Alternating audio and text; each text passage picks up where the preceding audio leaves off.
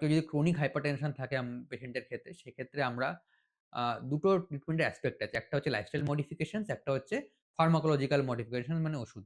Age বা lifestyle সেরকম অনুসারে আমরা পেশেন্টকে আমরা ওষুধ দিই এবং সেটা কোনদিন বন্ধ করতে নেই। প্রত্যেকদিন খেয়ে যেতে হয়। যদি মনে হচ্ছে আমার অসুবিধা হচ্ছে পেশেন্ট মানে কোন সাইড ইফেক্ট হচ্ছে, সেক্ষেত্রে ওষুধ চেঞ্জ করতে হতে পারে।